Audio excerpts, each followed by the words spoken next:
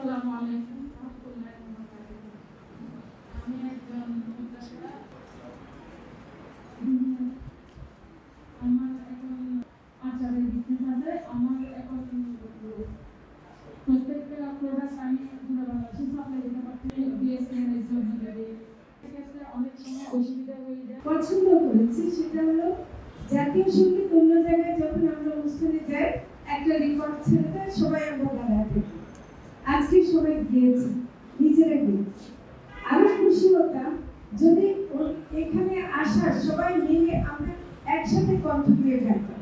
আগামীতে এটা মনে রাখবে, শুধু কয়েকজন গাইবে না, অনুষ্ঠানের উপস্থিত প্রত্যেকে কণ্ঠ দিয়ে আমার সোনার বাংলা আমি তোমার ভালোবাসি গাইবে। এটা কিন্তু আমাদেরকে রাখতে হবে। আমি যেহেতু চন্দনেশে আসছি, আমাকে অনেক পরিচয় আপনারা দিতে পারেন, কিন্তু আমার সবচেয়ে বড় পরিচয় আমি চন্দনেশের মেয়ে।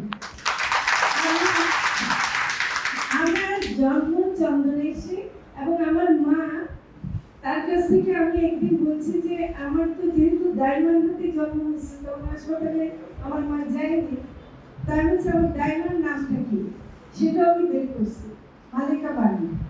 গ্রামের মালিকা বানুকেও কিন্তু বেঁচে নেয়, কিন্তু তাকেও শ্রদ্ধা করছে। আমি আমার বাবা আব্দুল মালিক, উনি পাকিস্তান স্মল ইন্ডাস্ট্রিজ কর্পোরেশনে ছিলেন। আমি তাকে দেখতাম যে ছোট ছোট উদ্যোক্তাদেরকে কিভাবে সহায়তা করতে হয়। অন্তর্বর্তীকালীন সরকার গঠিত হয়েছে, সেখানে আমি একটা দায়িত্ব পেয়েছি, এটার জন্য আমি আপনার কাছে শুকরিয়া জানাই। কিন্তু আমার মনে হয় যে আমার প্রতিটা মিনিটে, প্রতিটা ক্ষণে যে কথাটা মনে রাখা দরকার সেটা হলো যে বাচ্চারা প্রাণ দিয়েছে।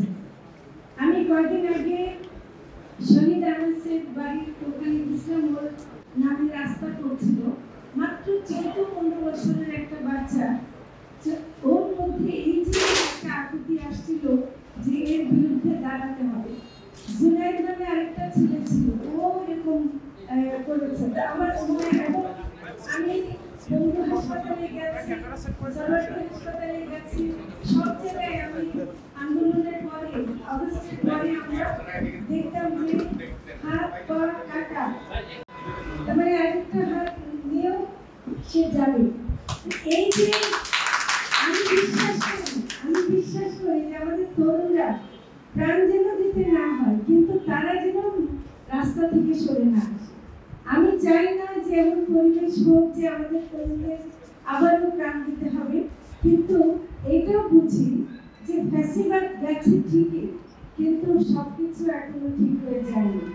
কাজে আমাদের অনেক কাজ করতে হবে। এই জন্য আপনাদের স্বপ্ন বিলাসে এসে আমার ভীষণ মনটা ভালো লেগেছে। চেহারার ছেলে মেয়েরা দেখে ওদের প্রত্যেকের চেহারার মধ্যে একটা ভবিষ্যৎ ফুটে উঠছে। আমি আপনাদেরকে তোমাদেরকে বলবো অনেক অনেক অনেক শুভেচ্ছা জানাচ্ছি। যারা ফজল কবির খানকে আমি বলবো, আমি আশা করছি যে উনি এটা শুনবে যে একটা ট্রেনের বগি বা কিছু এটা করা যায় কিনা, কারণ এই দাবিটা ন্যায্য একটা দাবি, এবং এটা দাবি কিন্তু আপনারা নিজেরা স্বার্থপরের মতো করেন নাই, আপনারা অন্যদেরকে এই সবজি দিতে চাচ্ছেন, অন্যদেরকে সবজি ন্যায্য মূল্যে পাঠাতে চাচ্ছেন, অন্যদেরকে সবজি তাজা পাঠাতে চাচ্ছেন।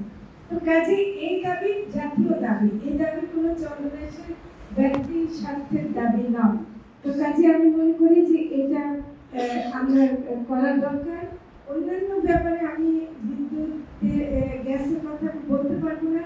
আমি যখন নাকি আমরা ক্যাবিনেটে বসি, দেশের সার্বিকভাবে আলোচনা হয়, তখন সেটা উদাহরণ হিসেবে চন্দনেশের কথা আসবে। আপনারা আমাকে একটা জিনিস ক্ষমা করবেন, আমরা যখন দায়িত্বে থাকি তখন সারা বাংলাদেশের দায়িত্ব আমাদের, তখন একটা জায়গায় ক্ষুদ্র দায়িত্ব আমরা বলতে পারি না, কিন্তু এই ক্ষুদ্র পর্যায় থেকে আসা যে কথা সেটা যদি জাতীয় গুরুত্বপূর্ণ হয় সেটা অবশ্যই আমি বলব, এটা আমার মন্তব্য।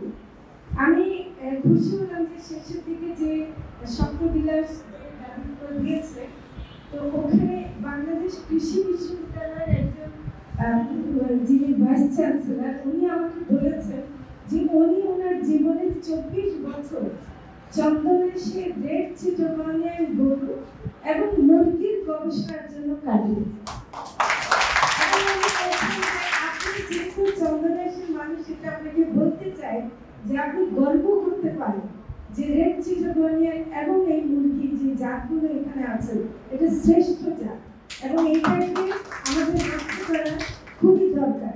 আমি যখন মৎস্য প্রাণী সম্পদ মন্ত্রণালয়ে নতুন আসি, তখন আমাকে প্রথমে খুশি করার জন্য বলা হতো ফ্রিজিয়ান, হোলস্টাইন, এগুলো কত প্রোডাক্টিভিটি এবং এগুলো করার জন্য বই থাকতে লাগতো। তো আমি আইন সাবজেক্টের বই পড়তাম,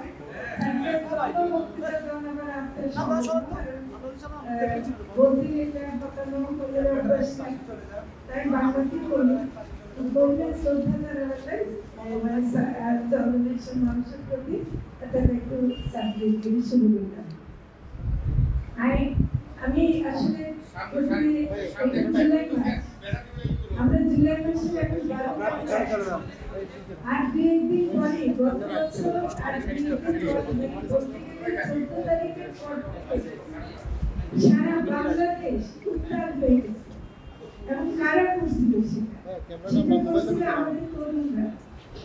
আমাদের তরুণরা জায়গা থেকে 1 বছরের একটা অপশাসন, অন্যায়, অবিচার চলছিল, যেটা থেকে আমরা অনেক আন্দোলন করছি, কিছু করতে পারিনি। সেই তরুণরা গর্বিত হতে চাই আগামীতে। আমি যখন উপদেষ্টাও থাকবো না, বাইরে থাকবো, আমি আবারও আসতে চাই, স্বপ্নবিলাসকে দেখতে আসতে চাই। আমার স্বপ্নবিলাস যেন সারা বাংলাদেশে পরিচিত হতে পারে, তাদের দক্ষতা দিয়ে তরুণদের যে উদ্যোগ সেটাকে তারা দেখিয়ে তারা যেন বড়, যেটা আমাদের এই ভাই বলে গেলে যে পড়াশোনার মাধ্যমে কিন্তু আমরা অনেক কিছু তৈরি করতে পারি। আমরা কিন্তু পড়াশোনার দোষ দিলে হবে না, যতটুকু করছি আসলে কি জানেন, পড়াশোনার মূলত সাক্ষরতা বলে যথেষ্ট। সাক্ষরতার মাধ্যমে যদি আপনি পড়তে লিখতে পারেন, তাহলে আপনি দুনিয়ার সবকিছু। কাজী নজরুল ইসলাম কতটুকু বলেছেন, কোন বিশ্ববিদ্যালয়ের ছাত্র বলেন তো? কাজী নজরুল ইসলাম থেকে শুরু করে বিশ্বের অনেক বড় বড় বিজ্ঞানীও আছেন, যারা নাকি থমাস আলভা এডিসনকে স্কুল থেকে বের করে দেওয়া হয়েছিল, সে পড়াশোনার ভালো ছিল না বলে। তাকে আমরা সেজন্য আমি বলছি যে বড় বড় বিশ্ববিদ্যালয়ে ডিগ্রি না, আমরা রিয়েলি শিক্ষিত হতে চাই। আমরা দেশের মানুষকে চিনতে চাই, দেশের মানুষকে ভালোবাসতে চাই। যে ভালোবাসা আপনারা গত জুলাই মাসে দেখিয়েছেন নতুন বাংলাদেশ এনে, এইটাকে থামাবেন না, এটাকে আপনারা কাজের মধ্যে নিয়ে যাবেন, এটাকে আপনারা সব সংগ্রামের মধ্যে নিয়ে যাবেন। আমি আবারও আপনাদেরকে দেখতে চাই, আবারও আসতে চাই, এগুলো আমার বক্তব্য ছিল।